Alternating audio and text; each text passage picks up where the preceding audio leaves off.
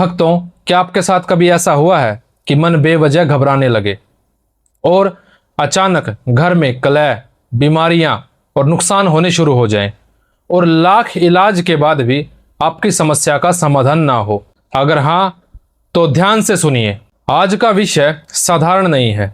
आज मैं आपको माता महाकाली का एक ऐसा रक्षा मंत्र बताने जा रहा हूं जिसे अगर आपने सिद्ध कर लिया तो तंत्र, प्रेत, शत्रु और नकारात्मक शक्तियां आपके पास फटक तक नहीं सकती।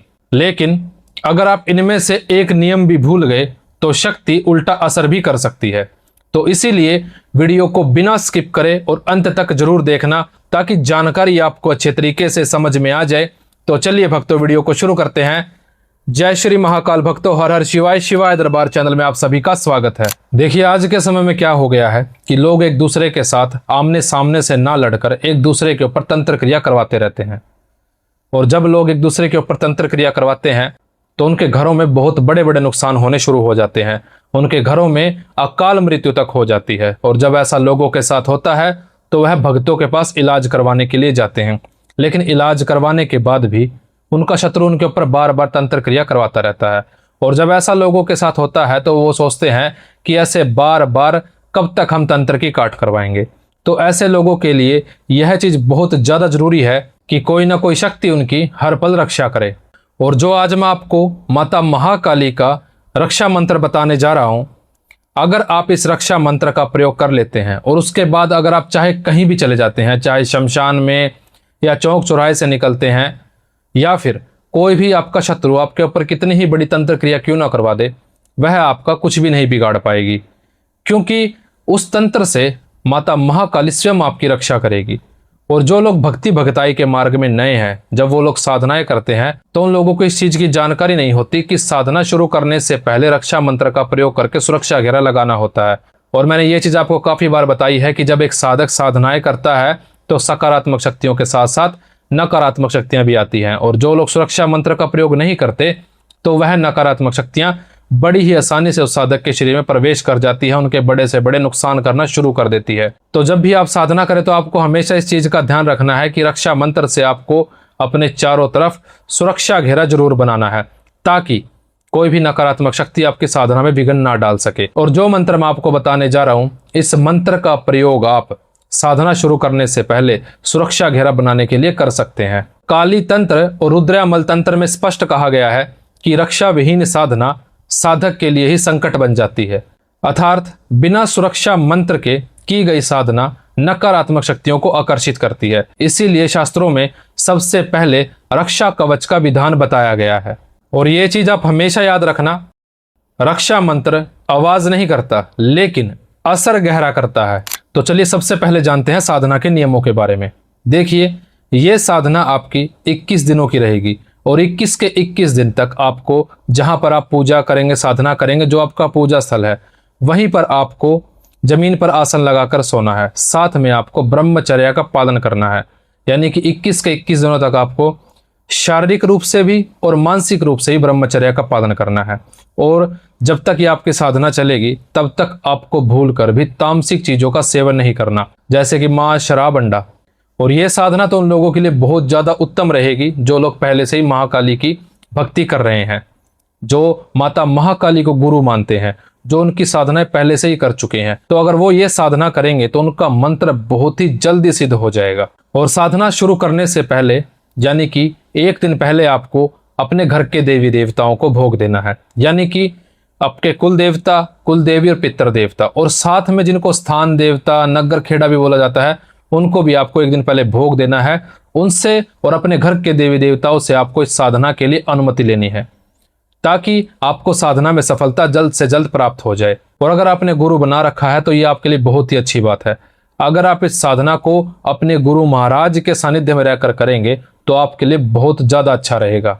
तो यह साधना आपको अमावस की रात से शुरू करनी है और यह साधना आपको रात को 10 बजे के बाद ही करनी है। आपको स्नान इत्यादि करने के पश्चात लाल रंग के वस्त्र पहनने हैं, सिर पर भी आपको लाल रंग का ही कपड़ा लेना है।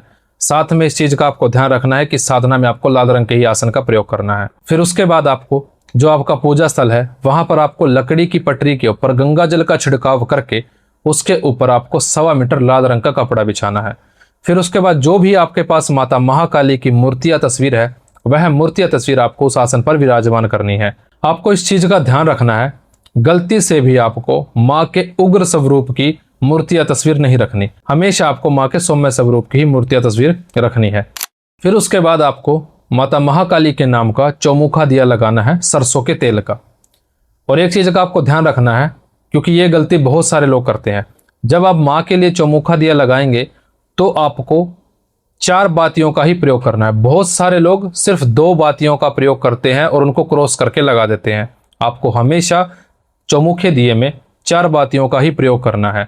और जिस आटे से आप चौमुखा दिया बनाएंगे उस आटे में आपको भूल कर भी नमक नहीं डालना। फिर उसके बाद आपको माता महाकाली को गुलाब के या गुड़हल के फूल अर्पित करने हैं, धूप इत्यादि करनी है। फिर उसके बाद आपको माता महाकाली को अंग्यारी पर भोग देना है। अगर आपको इस चीज की जानकारी नहीं है कि देवी देवताओं को अंग्यारी पर भोग कैसे दिया जाता है, तो आपको मेरे इसी चैनल पर वो वीडियो मिल जाएगी। आप वो वीडियो देखकर पूरी जानकारी प्राप्त कर सकते हैं। अब बात करते हैं कि माता महाकाली को भोग क्या देना है। देखिए, जो भोग मैं आपको बताने जा रहा हूं, यह भोग आपको 21 के 21 दिनों तक देना है। 5 बतासे, 2 लौंग, 2 इलायची, 2 पेड़े, 1 मीठा पान और साथ में थोड़े से हलवे का भोग माँ को आपको हर रोज देना है। साथ में जब आप माता महाकाली के लिए चौकी लगाएंगे तो आपको माता महाकाली के लिए नारियल, चुनरी, 16 श्रृंगार और उनके ऊपर आपको 11 रुपए मूली के धागे से बांधकर माता महाकाली को अर्पित करने हैं। और उसके बाद जब आप माँ को भोग दे देंगे, उसके बाद आपको हाथ में जल लेकर संकल्प लेना है, अपना नाम, अपने माता पिता का नाम, किस स्थान पर आप रह रहे हैं, किस मंत्र की साधना कर रहे हैं, कितने दिनों की साधना करेंगे, कितनी माला का जाप करेंगे, ये सारी जानकारी आपको माता महाकाली को संकल्प लेते समय बतानी है। और फिर उसके बाद आपको जल को उंगलियों के माध्यम से आगे की तरफ छोड़ देना है। फिर उसके बाद आपको रुद्राक्ष की माला के ऊपर सबसे पहले भगवान गणेश की एक माला का जाप करना है। उसके बाद आपको ओम नमः शिवाय मंत्र की एक माला का जाप करना है। और अगर आपके पास गुरु मंत्र है तो उसके बाद आपको गुरु मंत्र की एक माला का जाप करना है। फिर जो मंत्र आपको वीडियो के स्क्रीन पर दिखाई दे रहा है, इस मंत्र की आपको हर रोज कम से कम 11 माला का जाप करना है और 11 माला का ही संकल्प लेना है। अगर आप ज्यादा माला का जाप करना चाहते हैं तो आपके लिए और भी अच्छा है, लेकिन जितनी भी माला का आप जाप करेंगे उतनी ही माला का आपको संकल्प लेना है। लेकिन कम से कम आपको 11 माला का तो संकल्प लेना ही पड़ेगा। और साथ में जो भी आपको इस साधना के समय पर अनुभव होंगे, जो भी चीजें आपको सपने के माध्यम से दिखाई देंगी, उन चीजों के बारे में आपको भूल कर भी किसी भी व्यक्ति को नहीं बताना। हाँ, अगर आपको कोई चीजें समझ में नहीं आती तो आप उन चीजों के बारे में, उन अनुभवों के बारे में आप अपने गुरु महाराज से बात कर सकते हैं, ताकि आपको आपके अनुभवों के अर्थ अच्छे तरीके से समझ में आ जाए। और जब आपकी ये साधना पूरी हो जाएगी, उसके बाद आपको माता महाकाली के मंदिर में जाना है। जो आपने माँ के लिए नारियल, चुनरी और 16 श्रृंगार रखा था, और साथ में आपको माता महाकाली के लिए भोग प्रसाद लेकर जाना है, जो भी आपकी सामर्थ है। और भोग प्रसाद नारियल चुनरी के साथ आपको माता महाकाली के मंदिर में चढ़ा कर आना है। अब बात करते हैं कि जब आपका ये मंत्र सिद्ध हो जाएगा तो उसके बाद आपको इसका प्रयोग कैसे करना है। देखिए, जब आप सुबह पूजा पाठ करते हैं तो उस समय आपको 11 बार इस मंत्र का उच्चारण करते हुए अपने शरीर के ऊपर फूंक मारनी है, जिससे आपका सुरक्षा कवच लग जाएगा।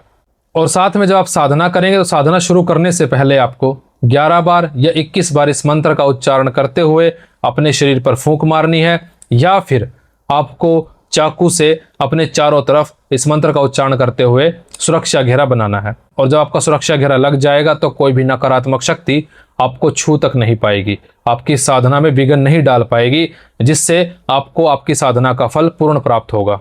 और भक्तों, भय वहां लगता है जहां विश्वास डगमगा जाता है, और जहां विश्वास ठहरता है वहां माता महाकाली स्वयं विराजमान होती है। और अगर आप भी माता महाकाली के भक्त हैं, उनको अपनी मां मानते हैं, तो कमेंट में जय मां काली जरूर लिखें। तो भक्तों, मैं उम्मीद करता हूं कि जो जानकारी मैंने आपको दी है, यह जानकारी आपको अच्छे तरीके से समझ में आ गई होगी। अगर आपको वीडियो पसंद आई है तो वीडियो को लाइक कर दीजिए, ज़्यादा से ज़्यादा शेयर कर दीजिए, ताकि यह जानकारी सभी लोगों को प्राप्त हो सके। और अगर आप शिवाय दरबार चैनल पर पहली बार विजिट कर रहे हैं तो चैनल को सब्सक्राइब करके बेल आइकन जरूर दबाएं, ताकि आने वाली सभी वीडियो आपको सबसे पहले प्राप्त हो सके। तो मिलते हैं अब अगली वीडियो में, तब तक के लिए जय श्री महाकाल भक्तों, हर हर शिवाय।